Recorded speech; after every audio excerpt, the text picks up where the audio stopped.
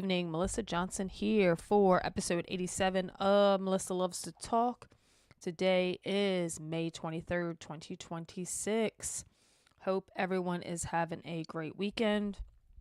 It was supposed to rain all day. It rained in the morning and then the sun came out and it is pretty humid. It's about 84-ish. It's funny, I talked to my dad. He lives in Maryland. That's where I'm originally from. And he said it's in the 50s there. So very crazy because he said it was really warm last week. And now it's in the 50s. He said he had the air on and he had to turn the heat on. So gotta love the great weather. But anyway,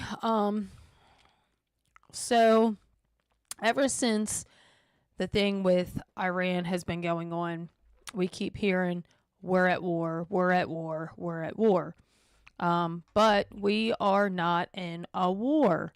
I'm going to prove it to you. For all the people that keep, what people do is that's fear mongering. Is they keep saying we're in a war and this is all the things. Now, when Biden was installed and the Ukraine-Russian war started and gas prices went crazy, everybody blamed Russia and Ukraine. Now the thing is going on with Iran. Everyone's blaming Trump. So gas prices are not set by presidents. The only reason why we blame Biden was because they were sending money to keep the war going, because that's actually a war over there. And they kept sending them money to keep keeping the war going. And I think we were giving them money until last year.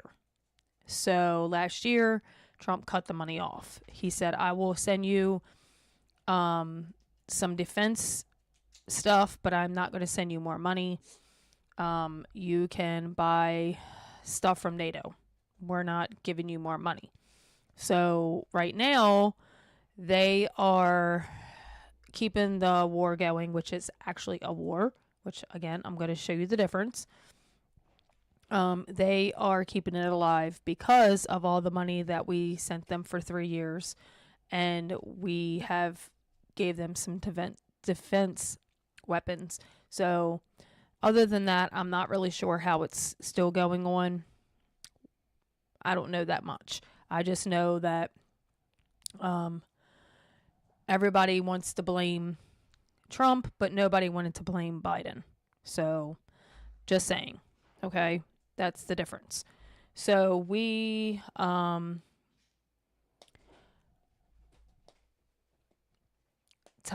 again. It's really, I guess technically, if you want to blame them because of the strait or whatever, so we can technically, in a way, blame them. But the thing is, the prices goes global for gas. So not one country sets the price for gas. It is the whole world. It's a global price. We actually have the cheapest gas in the whole world, our country. If you could look it up, in other countries, they're paying $10, $12 a gallon. We are not paying that. Now, I'm guessing California is pretty close to that, but where I live, it's $3.59, $3.65, depending on where you go, where I live. So I don't know about other places. Again, I'm not happy with the gas price. I'm just saying is facts are facts, and we need to stop just blaming people and fear-mongering and make it. Number one, you are trying to make people black pill and make people want to vote for Democrats, which again makes no sense because gas prices are high. That's one problem that's going on. There's so many other reasons why you would not want to vote for a Democrat. The gas prices were high when Biden was the president. So gas prices have no difference in anything. Okay, so people with one issue voting is absurd. Yes, you can say nothing's happening, nothing happening. Well, if you do look up things, there are lots of things happening. So to say nothing's happening is also a lie. I can tell you what's not happening is we're not getting censored. We're not getting thrown in jail for freedom of speech. At least we should not be. They are getting men out of women's sports. They're not making abortion legal all over the place up to birth, which is what the left wants to do. We're trying to get transitioning kids not happening. We're stopping all these things. So to be mad about gas prices and say, oh, I'm just going to vote for a Democrat is absurd. So again, I'm going to tell you the difference between war and a conflict. And I guess you can make your own assumption on what you think is going on after that. Because I'm not here to tell you what to think. I'm just here to tell you facts. And then you go with however you want to go on what you think about it. So here we go.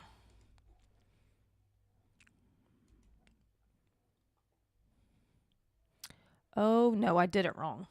Great. Hold on. I had to start my whole computer over.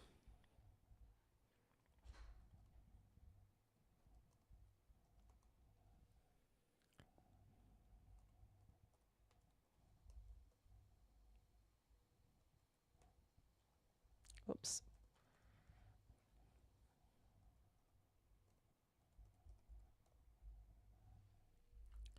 Dang it. Sorry about that. Let's see. I did it on the wrong screen. Okay. Conflict is a broad disagreement or clash between parties, while war is a specific, organized, and often violent form of conflict involving armed forces. Conflict refers to a disagreement or struggle between individuals, groups, or nations, which can be ideological, social, political, or personal in nature. It can manifest as verbal disputes, competition, or even minor physical altercations, and may occur on a local, national, or international level. War, on the other hand, is a large-scale, organized, and prolonged armed struggle between political entities or nations, typically involving military forces and resulting in significant casualties and destruction. Okay, so we did have casualties in the beginning, but we have not had any casualties since it started, since the beginning when we had the 13. Okay, 13's way too many, but we are not having people dying every day like it would be in a war. Sorry, well, you can't see my cat, so that doesn't matter. Okay, so conflicts can range from mild disagreements to violent confrontations and may be short-term or long-term, often resolved through negotiation, mediation, and compromise, which is what's happening right now. Nothing's happening right now. They're negotiating. No one's getting bombed. Nothing is even happening right now. So it can't be a war if nothing's happening. Wars are characterized by high-intensity violence, intensive mobilization of resources, and prolonged military engagement that can last months or even years. Which, again, our military is not even on the ground. They've been bombing them from planes. They're not even on the ground. And again, they haven't bombed them in a while. It's been since the beginning. Israel has been doing most of the bombing anyway. It hasn't even been us. Okay, conflicts can arise from differences in opinions, interests, values, or goals, including personal, social, or cultural disputes. Wars usually stem from unresolved conflicts and are often triggered by political, territorial, economic, or ideological disputes. So it's a dispute right now. It's a conflict. It can become a war if we do not come to an agreement, which is Trump is really trying hard to come to an agreement. He keeps giving them time and extending it and not going in there and just bombing them. If you watch the news, that is what they're saying. Even the fake news has been saying the same thing. The primary difference lies in a scale, intensity, and method. All wars are conflicts, but not all conflicts escalate to war. Conflict encompasses a spectrum of disagreements, while war represents the extreme, organized, and violent end of that spectrum. Understanding this distinction helps in analyzing political, social, and international situations more effective. So there's the two differences. And I'll even do this part, which is what is on my other screen. And I'm sorry, I put it on the wrong screen.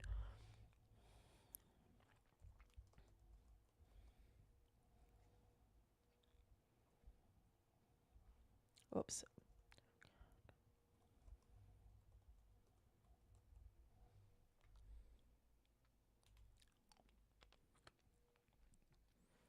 Okay, here we go. Only Congress has the constitutional power to formally declare war, but the president can use military forces without a declaration under certain circumstances, which is what he did. It is not a war. He used them to bomb them. That is what he did. Article 1, Section 8, Clause 11 of the U.S. Constitution grants Congress the sole power to declare war and to issue letters of marque and reprisal. This means that no president can unilaterally declare war. Such as action requires a formal congressional resolution passed by both the House and the Senate and signed by the president, which has not happened. They actually voted against it. So, again, makes it not a war. Process. The president typically requests a declaration of war after an armed attack or threat. Congress then drafts and passes a joint resolution, which the president signs to make it official. History. Congress has formally declared war 11 times, covering 5 major conflicts: War of 1812, Mexican-American War, Spanish-American War, World War I, World War II. Which is interesting because it doesn't say Vietnam War. Recent practice. Since World War II, the U.S. has not issued a formal declaration of war. Instead, Congress has passed authorizations for the use of military force to permit military action without a full declaration. So if you want to be technical, Vietnam War, Korean War, all them were not technically a war by our standards. While Congress holds the executive exclusive power to declare war, Article 2, Section 2 makes the president commander-in-chief of the armed forces, giving them operational control over military actions. The president can deploy troops, direct strategy, and use force to respond to attacks, but the Constitution does not require congressional approval for these such actions, which is what he did in Venezuela when he took out Maduro, and what he did when he went to Iran and bombed them.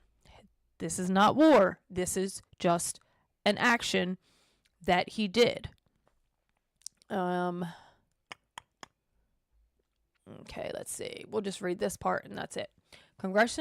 Congress alone can formally declare war, but the president can use military force without a declaration under certain circumstances or conditions, such as repelling attack or acting in national emergencies. The line between declaring war and authorizing force means a subject of a constitutional debate. So, if there was like an emergency where we are under attack and we, oops, sorry, I am in the wrong screen. If an emergency happened and we had to defend ourselves, he can, I guess, at that point say a temporary thing's going on, right? So again, it's not a war because Congress, number one, said no. Number two is Trump never said it, never wanted it to be a war. Yes, he'll say it's a war because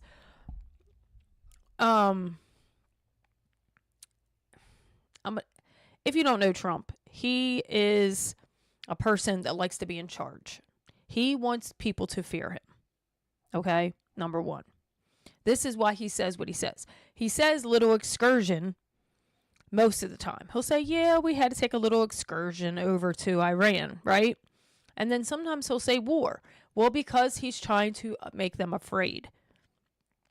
Again, you can look it up. Congress has not declared war for Iran. So therefore, it is not a war. People keep saying it's a war. It is not. It's a conflict. And right now, nothing's even happening right now. There's no bombs going off unless Israel's doing it. We are not bombing Iran, and Iran is not bombing us. So, and again, we don't have boots on the ground doing anything.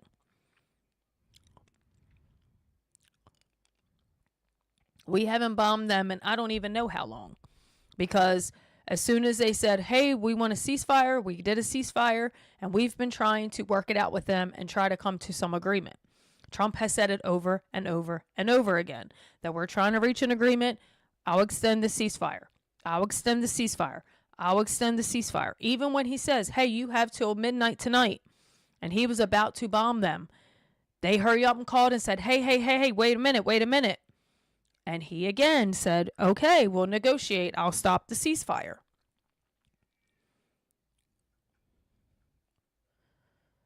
So he's not trying to make a whole bunch of war. He's not trying to kill our children across the ocean. All these things that people want to say he's doing. If he declared war, it would have said that when it came up. It would have said, yeah, Congress just declared war last week. It didn't say that. The last time they declared war was in the Second World War. Or if you're Ilhan Omar, a World War XI. That was the last time. Hasn't declared war, which means we are not at war because the president cannot declare war. Iran are terrorists. So I don't know why Trump keeps giving them a break. I get he doesn't want to kill people. I get it. Who wants to kill people? But terrorists are terrorists. They're not going to change. They're going to keep doing the stupid stuff they're doing. It's not going to change. But it's Trump. He can do whatever he wants. He can keep bombing them if they do stupid stuff. Whatever. He's not putting boots on the ground. He's not, enacting a, why can't I think of the word? A draft. He's not doing any of that.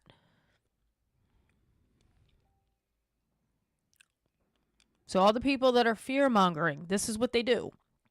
Get you afraid. Just like COVID and monkeypox and Hanta and all these things. Ebola. It's all fear-mongering. That's what they do. They get you afraid so you comply. They want you to comply with whatever they say. That's why they do these things. People haven't learned from COVID. Like, COVID was your wake-up call. Hey, this is what the government wants to do. Don't comply. They keep using the same tactics over and over and over. People keep falling for it over and over and over. And most of the people that are pushing it are people that say they're on the right. Because that's how they make money. They can't make money if they're just saying, like what I'm doing. Oh, Trump is so great. Everything's great. The economy's booming. Blah, blah, blah, blah, blah. Which it is if you look at the Dow.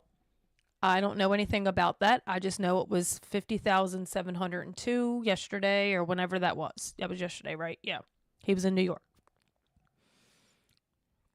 Which means if we were having all these problems with our economy, the Dow wouldn't be at $50,000. But they want to fear-monger. That's what they do. Like, yes, gas is higher than it was.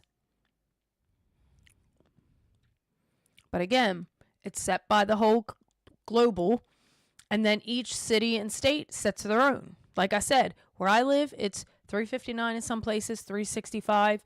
Some places are higher. It depends on who's running stuff in your city and your state. If it was Trump, every place you'd go, the gas would be the same price.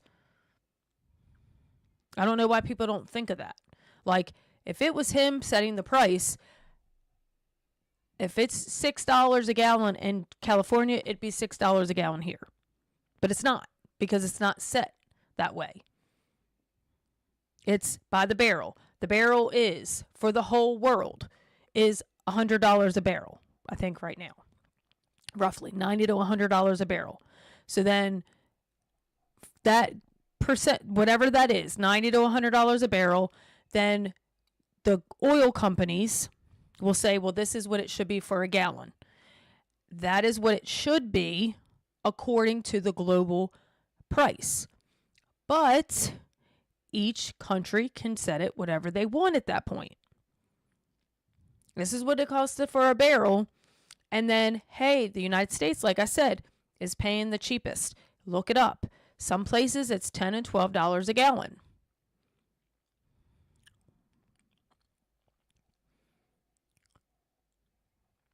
Again, yes, we could have ignored Iran. We could have just left Iran alone. We could have waited to see if they were going to make a nuclear bomb, and they could have bombed us. Then what happens? Everybody would have said, oh my gosh, it's all Trump's fault. He should have went after them. Right? This would have been exactly what would have happened. But because he stopped them, oh my goodness, Trump's doing this. He's messing up everything. Blah, blah, blah, blah. No one's ever happy. Do I like everything he does? Of course not. But overall, he's done really good things for this country. Again, I would handle Iran a little bit different than he does. I think he's being too nice to him. My opinion. I think he's being way too nice to these mayors and governors. I would not be so nice. ICE would be tearing up all these cities and states and getting all the illegals out if I was the president. But that's not what he's doing. By law, the federal law overrides the city and state law. He could go in there and get all the illegals out. But he's not, because he's letting them run their cities and their states. I don't agree with it, because I think he should go into all these cities and states and get all the illegals out. That's what I voted for. But I'm not saying, oh my gosh, he's such a bad president, I wish I never voted for him. No way. I'm so glad I voted for him. I'm so glad he's the president and not Kamala.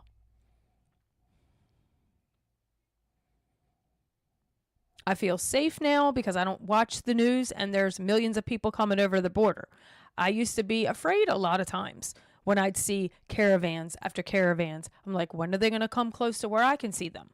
Luckily, where I live, it's not real prevalent. Yes, they're here, but they don't do stupid things like they do in other cities and states. So it's not really affecting me physically, but economically it is. They come here, they get all kinds of free stuff. I mean, I used to work at Aldi, okay?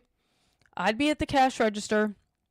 They'd come to the line, can't speak a lick in English, okay? Mind you, know something. Be able to say hello to me, how are you today? Say something in English to me if you're going to come here and get our free stuff, okay? Can you speak a whole sentence? That's neither here nor there. At least be able to conversate, okay? So you can't speak English, and then, oh, let me run.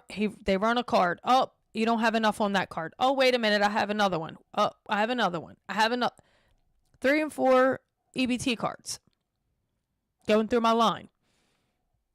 2 full buggies full of groceries. All free. So this is the problem I have with them, because I physically saw it every day at my job. That's why I want them gone. Not because I think they're bad people, not because I'm a racist, not because of that. It's because they get free stuff, they don't assimilate, and you have to come here the legal way. That is why. I have nothing against these people. Like I said, I don't care if they know how to speak fluent English and talk to me like this.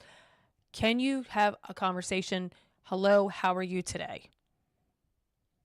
Can I tell you how much it is in English and you understand? Because they didn't even know understand the total. I couldn't even tell them the total unless I knew Like, I know 1 to 20. So I could tell them that. I don't know when it gets more than that, which it would of course be $200, $300, $400. I don't know how to say those numbers, and I shouldn't have to learn Spanish for them. This is America. They should speak some English, just a little, just enough to conversate with people. I'm not saying they have to speak fluent English like I am. I wouldn't go to another country. Look, last year I went to Madagascar, okay? Now they speak Malagasy, they speak French, and some people speak English. So I knew a little bit of French from high school. So I spoke to them in French. When I could say hello in French, thank you in French. You know what I mean? Like, I would try to speak a little bit of French to them, enough to be respectful. Not expect them to know English. The lady at the hotel where we ate breakfast, she spoke Spanish. French.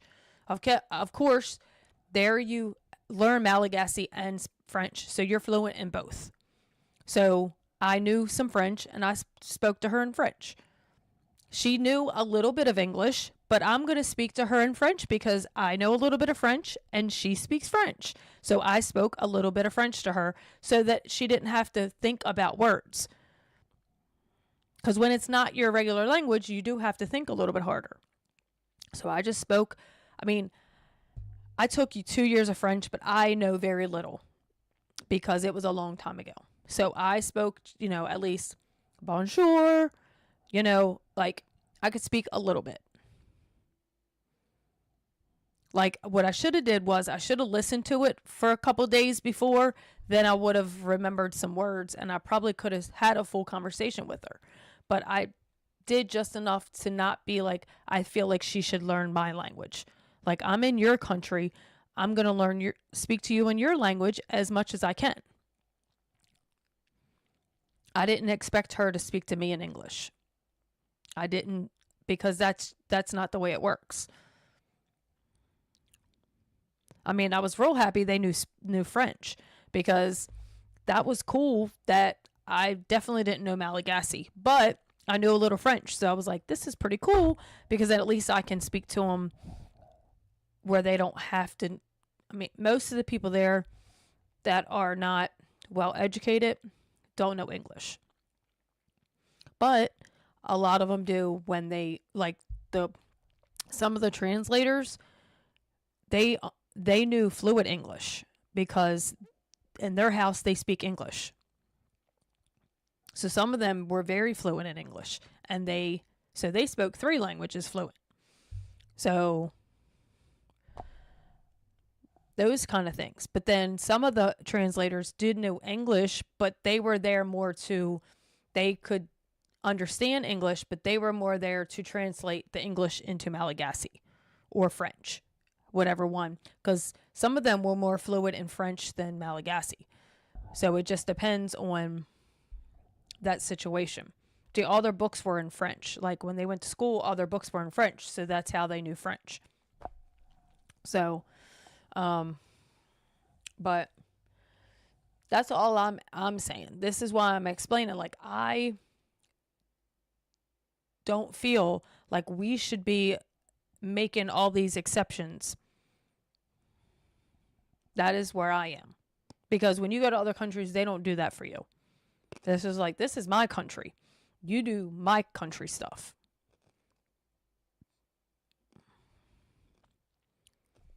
Which, this is not what I was supposed to be talking about, but that's why it's called Melissa Loves to Talk, because it could be about anything. But, so yeah. So now, again, you decide on what you want to decide on. If you think we're in a war, if you think it's a conflict, I just read the difference.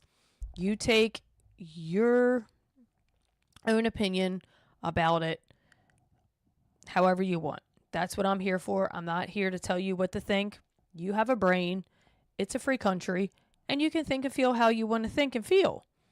But I'm just saying is the news and all these podcasters that are spewing all this stuff, it's fear mongering so they can get clicks and all this stuff so they can make money. Some of this stuff they definitely don't even believe. They just say it again so they can see how many people's going to click on it, how many people's going to share it, and all that stuff, and how much money can they make. If the people that talk about the things like I'm talking about, real news, they make a lot less money, have a lot less views. They aren't making all this money off of their TikToks and all that because they're speaking truth. They're not trying to fearmonger, or they're not trying to deceive people and get them all worked up. I don't like lying to people and deceiving people and making people fearful. I want you to know the truth, and I want you to have all,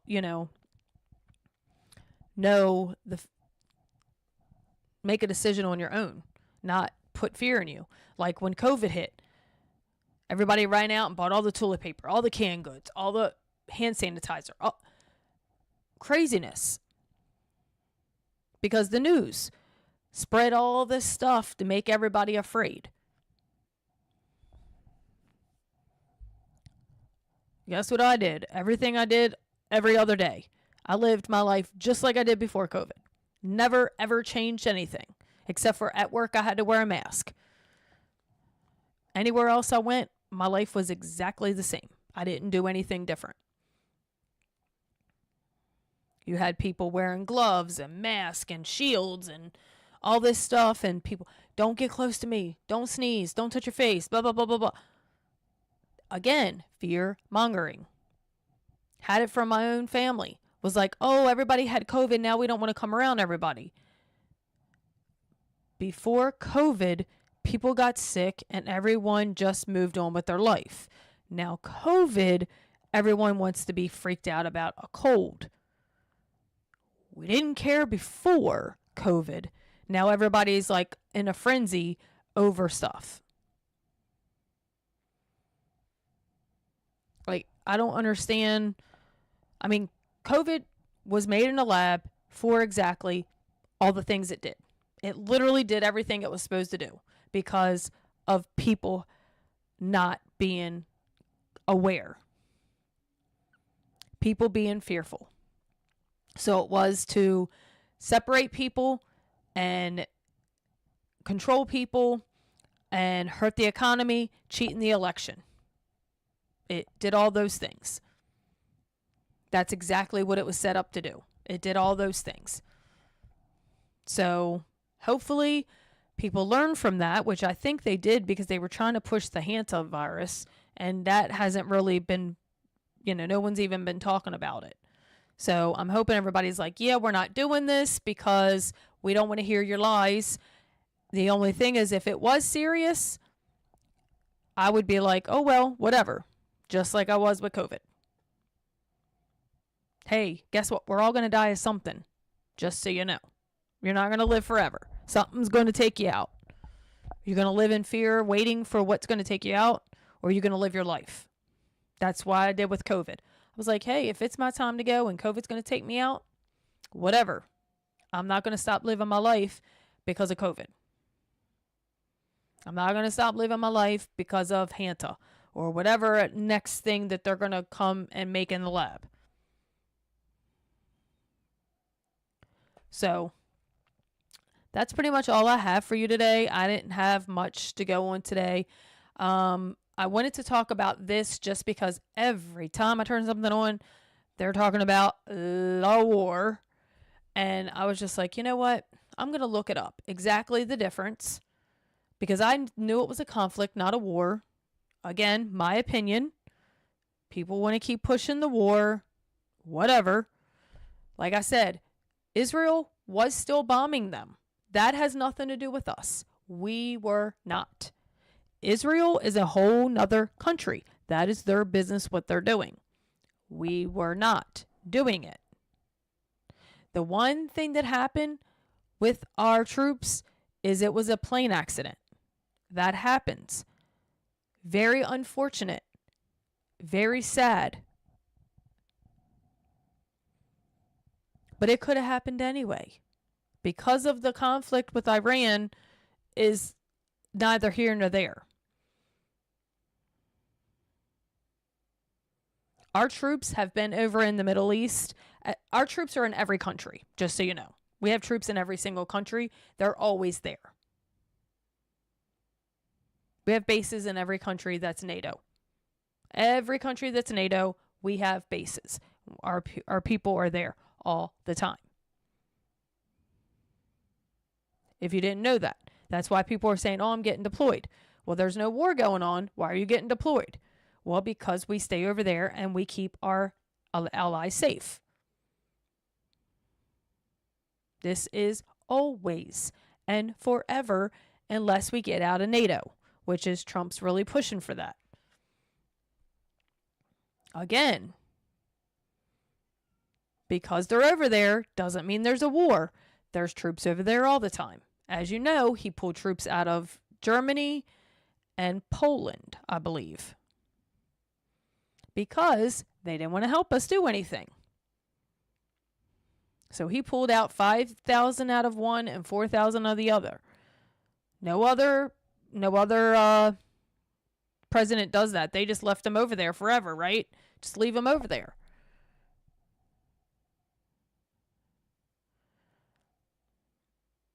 So yes, the conflict's bad, but it's for a good thing.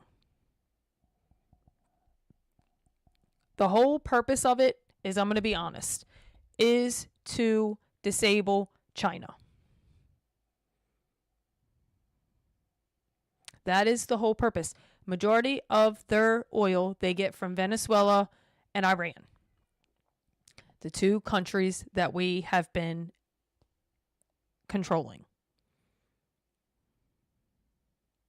That is the purpose. For everyone, it's like, oh, a war we didn't ask for. A war. We need China stopped. We need to be the dominant country in this world. I don't know why people wouldn't want that. I want to be the dominant. I want to have control of everything, not China. So, hopefully, if you're watching, you learned a little bit. I gave you a little bit of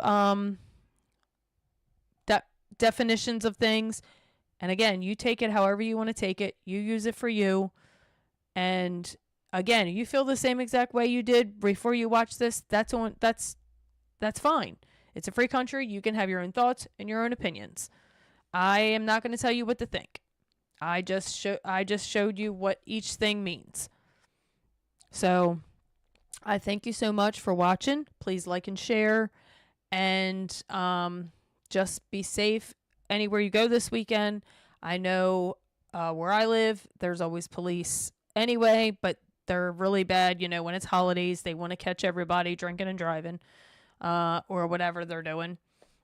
So just be safe out there, and I hope you enjoy your evening. And I will be on probably around the same time tomorrow. I have my women's missions thing that I do. Well, yeah, I guess my ministry that I do, we do it every other Sunday.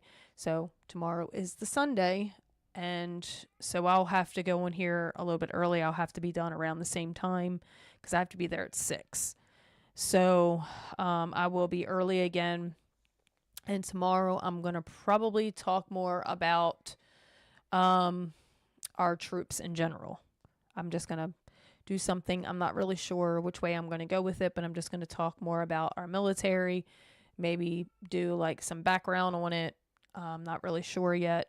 And then Monday, of course, I'll talk about Memorial Day because it will be Memorial Day.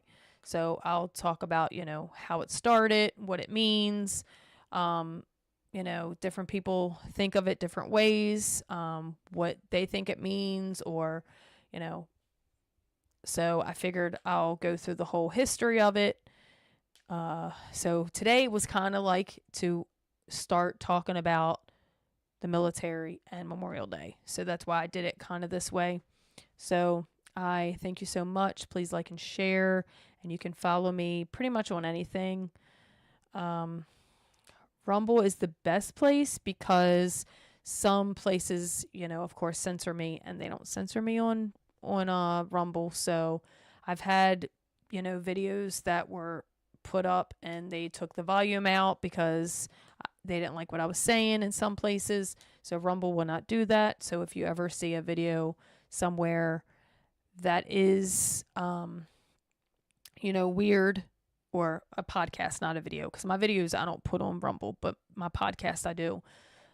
So if you ever see a podcast, it sounds kind of weird, just go on Rumble. It'll be on there and it won't be censored, because you have free speech there. So you can pretty much talk about whatever you want.